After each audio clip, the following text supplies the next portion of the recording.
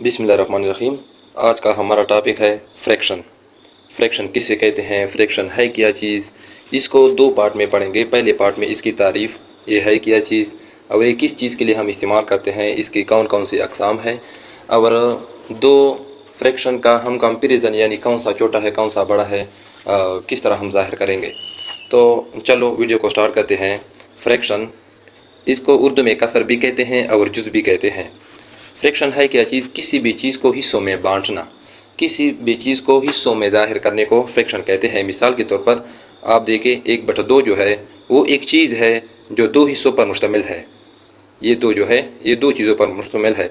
अभी ये एक क्या ज़ाहिर करता है, ये एक ज़ाहिर करता है कि ये जो एक हिस्सा है ना वो इस्तेमाल हुआ है, वो किसी ने खाया है, वो किसी ने किसी को दिया है, तो 1/2। इसलिए ये जो नीचे वाला है इससे हम जाहिर करते हैं कि कोई भी चीज़ दो हिस्सों में है। देखिए, और ऊपर वाला जाहिर ये दो हिस्सों में हो गया, और ऊपर वाला जाहिर करता है कि ये चीज़ जो है एक हिस्सा इस्तेमाल हुआ है।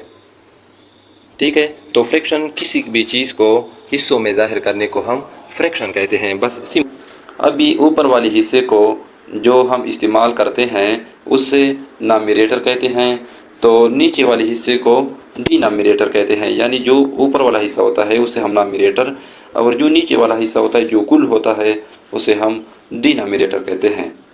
अभी फ्रैक्शन की कई अक़साम है, जिसमें पहले नंबर पर है प्रॉपर फ्रैक्शन। प्रॉपर फ्रैक्शन किसे कहते हैं, जब नामिनेटर छोटा हो डिनोमिनेटर से, यानी ऊपर वाला हिस्सा जो है वो छोटा हो नीचे वाले हिस्से से, तो इसे हम प्रॉपर फ्रैक्शन कहते हैं। अभी देखें, 3 छोटा है 7 से, 2 छोटी है 3 से, 1 छोटा है 2 से। दूसरी किस्म इसकी क्या है, इम्प्रॉपर फ्रैक्शन। इम्प्रॉपर फ्रैक्शन किसे कहते हैं, यानी जब नामिनेटर बड़ा हो, यानी ऊपर वाला हिस्सा बड़ा हो नीचे वाले से या बराबर हो, तो फिर इसे हम क्या कहते हैं, इम्प्रॉपर फ्रैक्शन कहते हैं। जब ऊपर वाला हिस्सा नीचे वाले हिस्से से बड़ा हो या बराबर हो, तो फिर इसे हम इम्प्रॉपर फ्रैक्शन कहते हैं।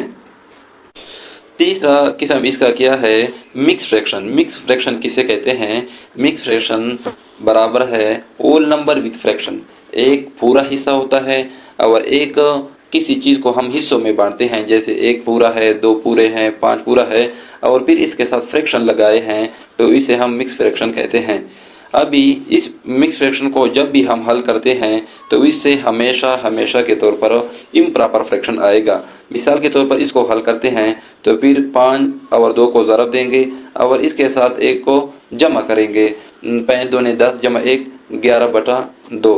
तो ये क्या आ गया, तो ये आ गया इम्प्रॉपर फ्रैक्शन। जब भी हम मिक्स फ्रैक्शन को हल करते हैं तो इससे हमेशा हमेशा इम्प्रॉपर फ्रैक्शन बनेगा।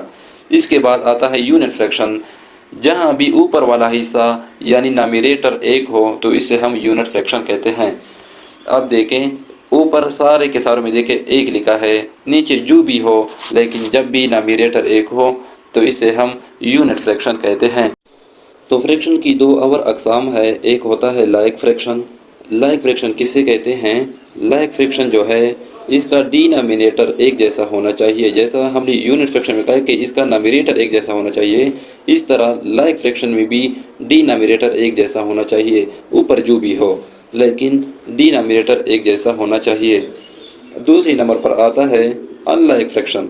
अनलाइक फ्रैक्शन किसे कहते हैं, डिफरेंट डिनोमिनेटर, यानी डिनोमिनेटर जो है वो डिफरेंट होना चाहिए, मुख्तलिफ होना चाहिए। तो जब भी हम एडिशन सब्ट्रैक्शन करते हैं तो ये वाला फार्मूला चलेगा लाइक फ्रैक्शन। लाइक फ्रैक्शन को हम जमा भी कर सकते हैं, मनफी भी कर सकते हैं, लेकिन अनलाइक फ्रैक्शन को ना हम जमा कर सकते हैं न मनफी कर सकते हैं। पहले इसको लाइक फ्रैक्शन में तब्दील करना पड़ता है। अभी तो कंपेयरिंग ऑफ फ्रैक्शन, फ्रैक्शन की कंपेयरिंग हम किस तरह करेंगे, फ्रैक्शन की कंपेयरिंग इस तरह करेंगे, यानी इसमें से कौन सी वाला बड़ा है कौन सी वाली छोटा है। तो देखते हैं कौन बड़ा है और कौन सा छोटा है। तो जब भी हम इसको बड़ा और छोटा होने के लिए ज़रूरी है कि ये लाइक फ्रैक्शन होनी चाहिए, यानी इसका डिनोमिनेटर सेम होना चाहिए। तो डिनोमिनेटर सेम करने के लिए इस तरह करते हैं कि इस 5 को इस दोनों को से ज़रब देते हैं और इस 8 से इस दोनों को ज़रब देते हैं, तो फिर डिनोमिनेटर एक जैसे हो जाएंगे। जब भी आप इस तरह करते हो तो इस तरह काम इसके साथ होना ज़रूरी है। तो इस तरह जब हम करते हैं तो 5 को 5 ऊपर से भी ज़रा हम देंगे और नीचे को भी, और 8 को ऊपर को भी और नीचे को भी, दोनों को ज़रब देंगे। तो जब भी ज़रब देते हैं 5 दूनी 10, 8 पंच 40 एंड 8 तीन 24 और 8 पंच 40। तो देखिए अभी बात आ गई कि नीचे वाले डिनोमिनेटर सेम हो गए, लाइक फ्रैक्शन इससे बन गए। तो देखिए ऊपर वाला जो वाला बड़ा हो वो बड़ा होगा और जो वाला छोटा वो छोटा होगा। तो हम इसमें इस तरह का निशान इसलिए लगाते हैं कि ये वाला फ्रैक्शन छोटा है इससे, क्योंकि ऊपर 24 है इधर और इधर 10 आ गई है। अभी इसकी तरफ आते हैं, 3/2 बड़ा है या 5/7 6 बड़ा है। तो इस तरह इस दो को इन दोनों को ज़रब देंगे और इस 6 से इस दोनों को ज़रब देंगे। तो अब ये ज़रब देते हैं, जब भी ज़रब देंगे तो दोनों को देंगे, ऊपर वाले को और नीचे वाले को। इस तरह नहीं होना चाहिए कि सिर्फ नीचे वाले को आप ज़रब दे दें और डिनोमिनेटर बराबर करें, नहीं, इस तरह नहीं होना चाहिए। लिहाजा 6 को इस दोनों को ज़रब देंगे और 2 से इस दोनों को ज़रब जब देते हैं तो 6 तीन 18, 6 दूनी 12 और 5 दूनी 10, 6 दूनी 12। अभी आप देखें डिनोमिनेटर सेम हो गए, डिनोमिनेटर सेम हो गए। तो 18 बड़ा है 10 से, तो ये वाला फ्रैक्शन बड़ा हो गया इससे। अभी इक्वालेंट फ्रैक्शन किसे कहते हैं? इक्वालेंट फ्रैक्शन जो है, जब आप इसको मुख्तसर अंदाज में, जब किसी भी फ्रैक्शन को आप मुख्तसर करके सारे एक जैसे हो जाएं तो इसे हम इक्वालेंट फ्रैक्शन कहते हैं। तो देखिए 1/2 जो है, इधर आप देखिए 2/4 जो है, इससे सारे के सारे से 1/2 आता है। 8 के 8, 8 दूनी 16, 50 के 50, 50 दूनी 100। ये सारे आपस में इक्वालेंट है, यानी एक जैसे हैं, आप आपस में एक जैसे हैं। इधर आप देखिए जब इधर 2 है तो इधर 4 है तो इधर 10 है। तो इधर देखिए 2/3 तो है, इधर भी 2/3 आता है। 2 दूनी 4 और 3 दूनी 6, इधर भी 2/3 आता है। 5 दूनी 10 और 5 3 15, इधर भी 2/3 आता है। देखिए 0 आपस में काट गए, फिर भी 2/3 इधर भी आ गया।